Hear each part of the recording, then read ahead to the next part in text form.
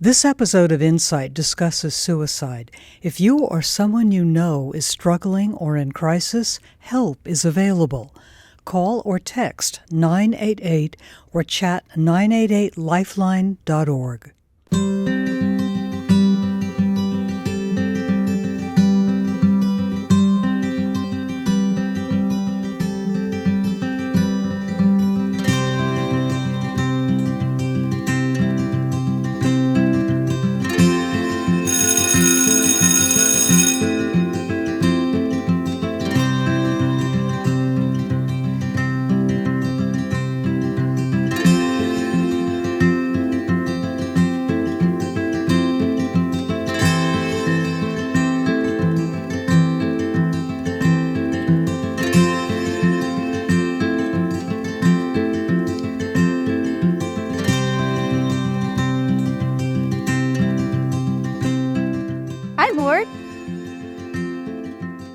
Did you miss the warning signs?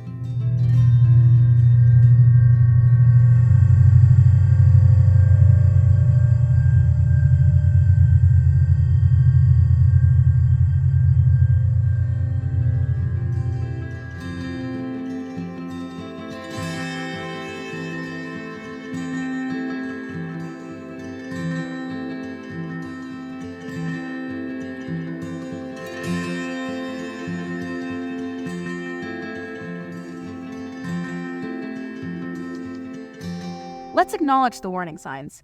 If you or someone you know is struggling, talk to an adult you trust. Call 988 or text 741-741.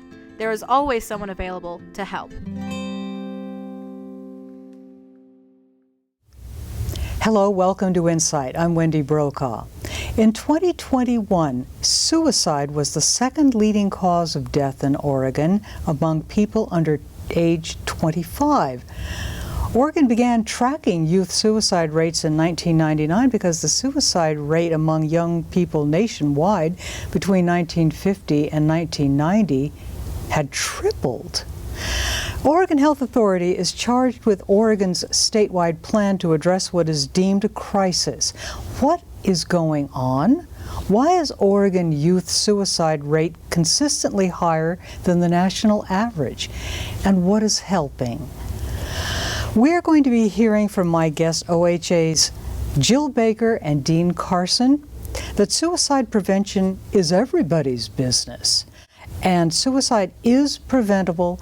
And as my guest Jill Carson will tell you, help, healing, and hope is always possible. Welcome. We'll be hearing from Dean soon, but first, Jill, what can you tell us about the suicide rate in Oregon? I understand in 2021 there was an actual decrease, yeah. What was it?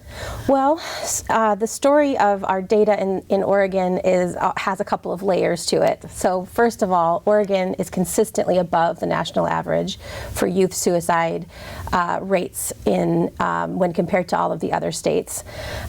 However, starting in 2019, 2020, and 2021, there were decreases in the youth suicide rate.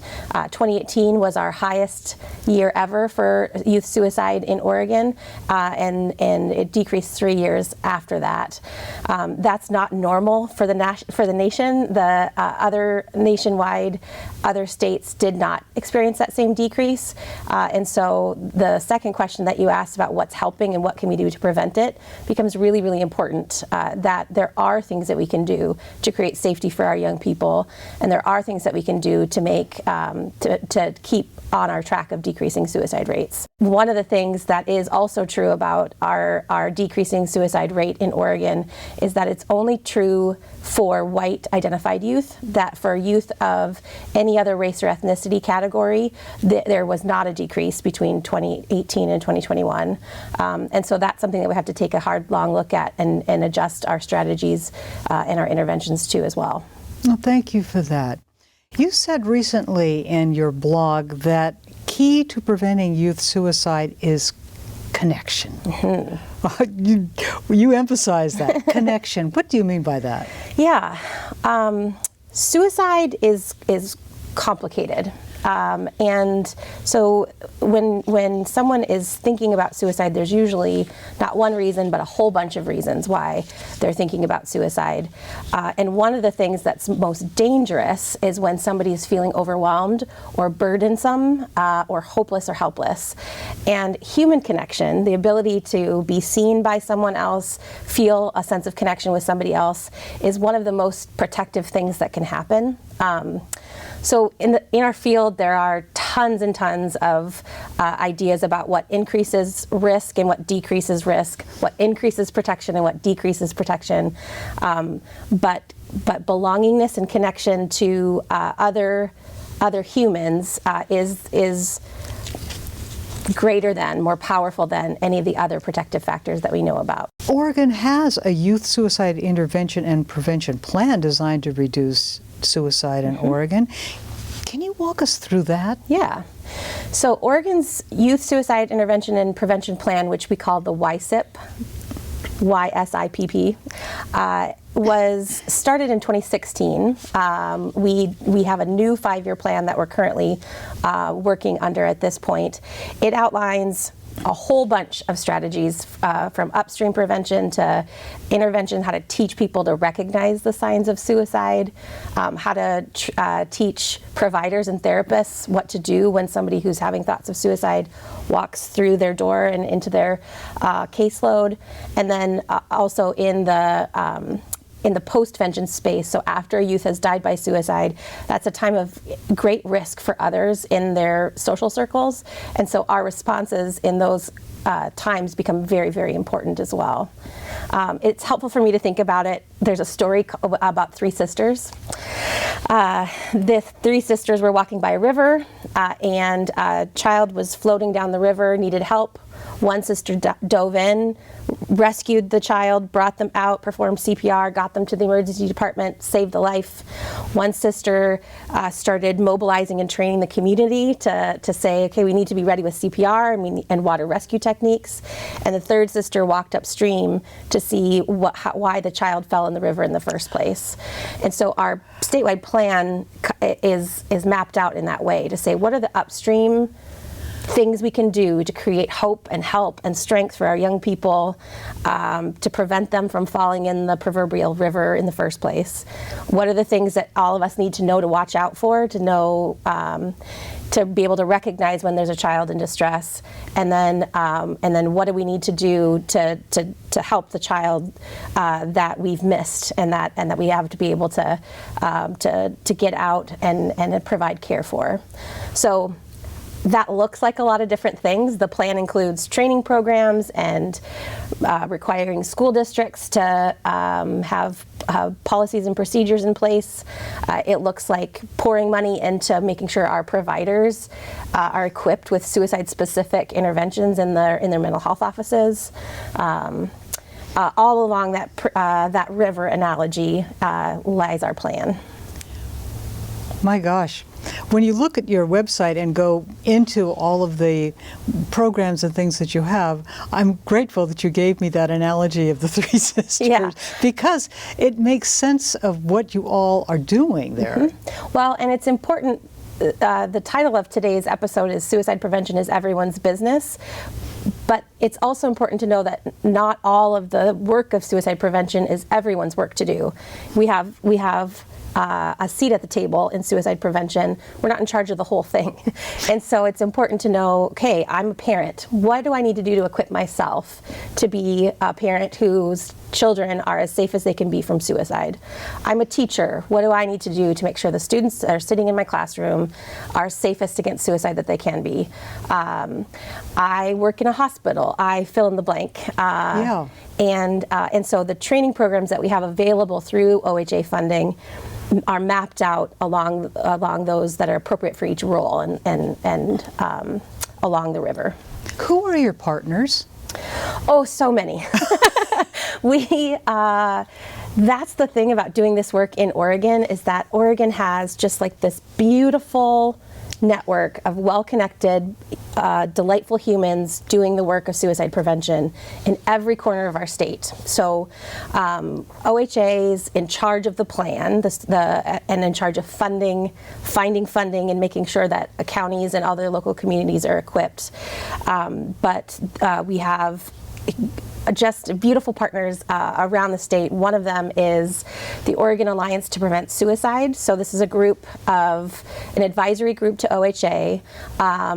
Over 50 members of this group from around the state gather together to help me and our team know, are we on the right track? What else do we need to be thinking about? Where do we need to put more attention or less attention, or that type of thing? And they are just, almost everybody in this field has a story about suicide or a reason why they're in the field that we're in. And the Alliance to Prevent Suicide represents that to me. They're a bunch of beautiful people doing the hard work of suicide prevention because it matters to their hearts. And so they're one of our main partners. We also have tons of contractors that are doing the beautiful work of suicide prevention around the state. We have county partners, we have school-based health center partners, other state agencies are included in the plan. It's a beautiful patchwork of suicide prevention is everyone's business. And what was your call to action to the schools about, and why is it tied to spring? Yeah, so this is true for youth suicide. Like I said, suicide is complicated, and so the list of the things that we know for sure isn't very long. The longer I'm in this field, the more I feel that's true. And may I interrupt you to ask, when we talk about youth suicide, what age range? Thank you. 24 and younger is youth suicide. And the reason is because our brains aren't fully developed into our adult brains before that. And so we use the Center for Disease Control's definition of youth suicide when we talk about youth suicide as well. So in the age range of youth suicide, middle and high schoolers have two moments in the year where there's an increase in their risk. So we can see it in the numbers of deaths. We can see it in the number of attempts that make it to the emergency room. And we can see it by surveying about their thoughts of suicide. One of those peaks happens in the spring, and one of them happens in the fall. And so, and this is not a new trend. It's a 20-year data point that you can map out for the last 20 years. It's not unique to Oregon. The whole nation has those two moments of increased risk for young people in middle and high school. And so we decided last fall that in the fall and in the spring we would put out a call to action to our school community to say, now is the time you need to pay special attention to, because it's a time of increased risk. And so check your processes, check your trainings, make sure that your staff knows what to look for and where to refer a young person sitting in their classroom, and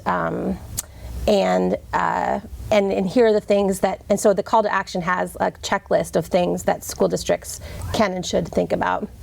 One of the things that we highlighted this year in particular was firearms. So this can be a topic that is kind of polarizing to think about firearms. We like to say in our field, in the field of suicide prevention, that it's not, it gets to be a bipartisan issue. It doesn't have to play the same level of polarization as other topics, because we're not talking about whether or not firearms should or can exist in homes. What we're talking about is securing firearms. That one of the things that's true about suicide risk is that when someone who is at their darkest, at their lowest, also has access to a lethal way to end their life, such as a firearm, that we wanted to create as much time and distance from the thought of wanting to end your life to being able to do that. And so locking up or securing firearms in homes where children or young adults or adolescents are present is an incredibly effective suicide prevention strategy. And so we're asking folks to consider that. Do you have firearms in your home? Do you have any young people that you love or care about, regardless if you think they're thinking about suicide? And if so, secure your firearm separate from your ammunition, and also secure your ammunition. What are some of the risk and protective factors? Yeah, so anything can be a risk factor, really. Like the list of risk factors, when you look at it, are overwhelming and long.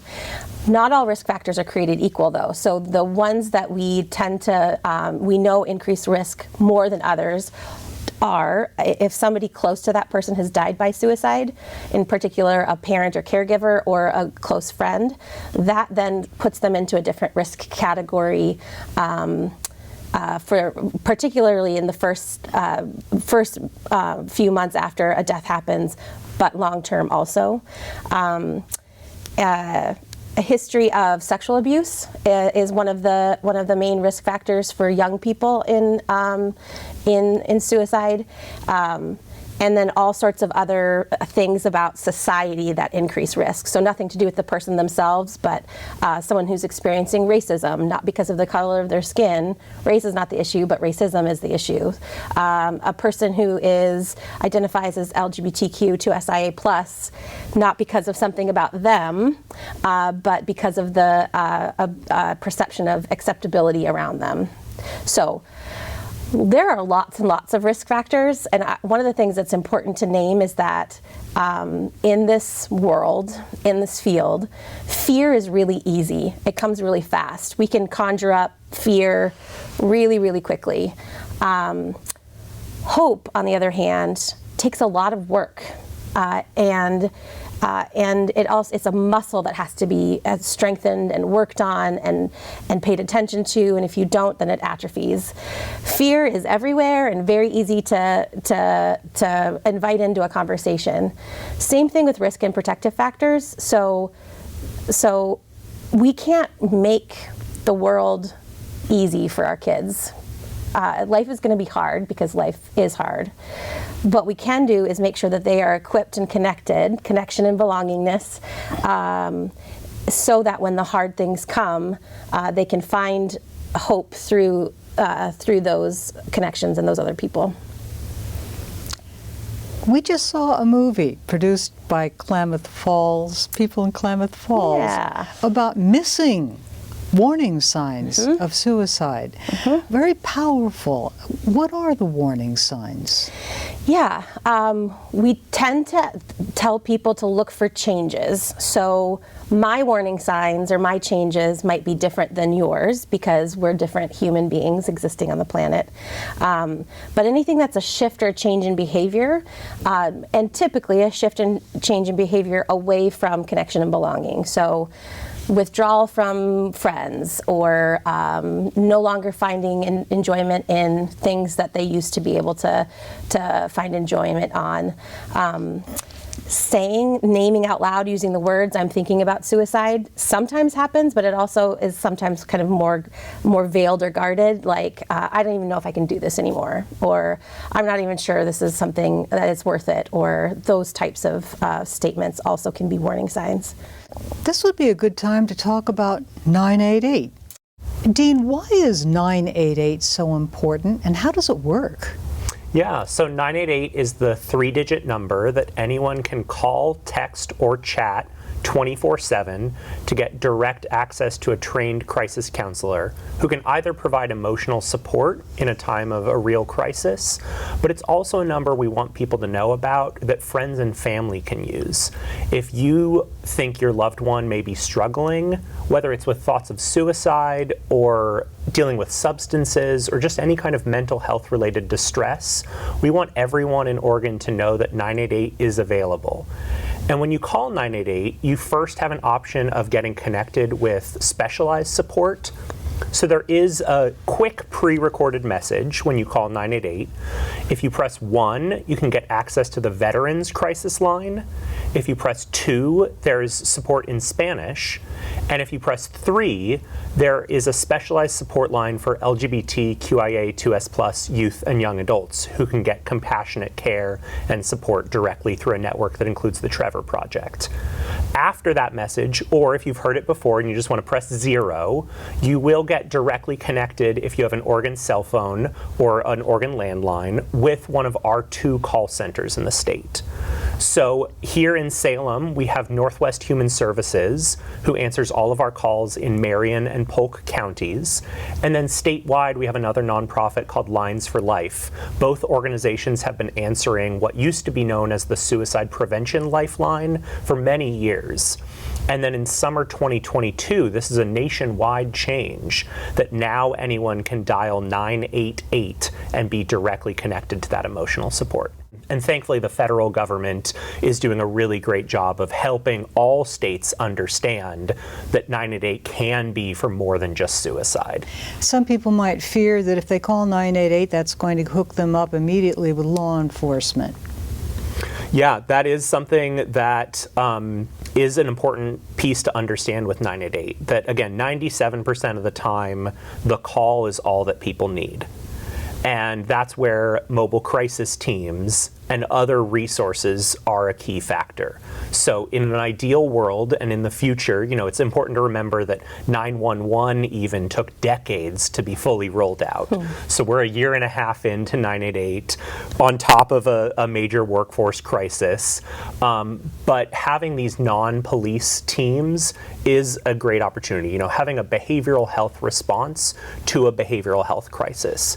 It is important to note that if someone is directly at risk of harming themselves or harming others, there are so-called imminent risk or suicide safety policies.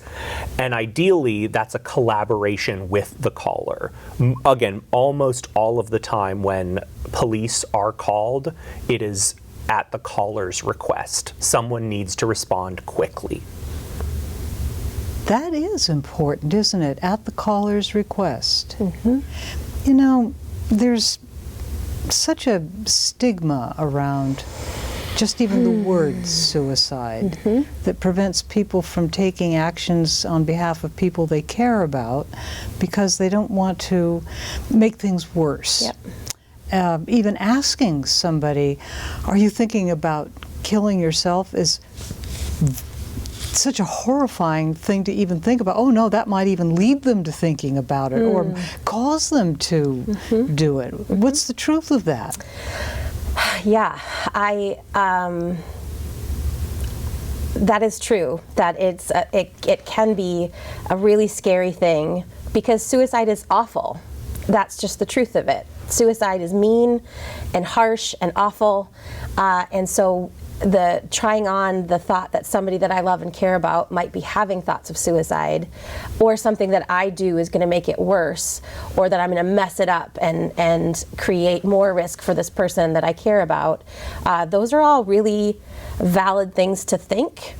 They're not supported by research, and they're not supported by humans who tell us and talk to us about what it's like to be a person who's had thoughts of suicide. Asking directly about suicide, there's mountains of research that dispel the myth that asking directly about suicide can increase risk for thoughts of suicide. In fact, it's the opposite that's true. Suicide lives and breathes and thrives when it's held in secret. That's its favorite place to be and to live and to exist in. When it is put out into the open, when the secrecy is unveiled and thoughts of suicide are shared with another human, I like to think about it as like it unplugs its power source. That it doesn't allow it to keep feeding and breathing because it's been exposed to the air in between humans. So first and foremost, foremost, it's really important to know that your discomfort, your fear in asking about suicide is coming from a place of love for your person that you care about. But that doesn't mean, so sometimes when fear shows up, it doesn't mean that something's wrong. It means that you're doing the right thing. And so I always encourage people to practice how you would ask about it. When I first got into this field a long, long time ago, it would get kind of stuck in my throat. I'd be like, I'm not sure how to ask this question in this moment, or I would stumble around and be like, well, you're not thinking about suicide, are you? And it wouldn't sound, first of all, it didn't sound like me, and it signaled to the person that I was asking that I was uncomfortable in that moment. And so just like any other important conversation that you might have with somebody that you care about, practicing what you might want to say ahead of time will help that. So that's one thing that's really, really important. I'm a person who's had seasons of thoughts of suicide in my own life, and I remember very directly the first time somebody asked me directly, "Are you having thoughts of suicide?" A feeling of relief, like I could breathe again, that I didn't have to keep this terrible secret that I was keeping secret anymore, and it actually was a nurse follow-up call to a different thing that I had done, and so it wasn't somebody who loved me, or she certainly cared about me, but it wasn't somebody in my social circles. It was a system person who asked directly, and then since then, and then calmly and didn't freak out, didn't call 911 or anything like that. Let me say it and figure out what it is that I needed to get the right help at the right time. And that's just such an important, powerful gift to give someone, because we know that at least 1 in 5 people have thoughts of suicide in their life. I think it's probably more than that, because when brains get overwhelmed, they get sick. When brains feel burdensome to someone else, they don't function well.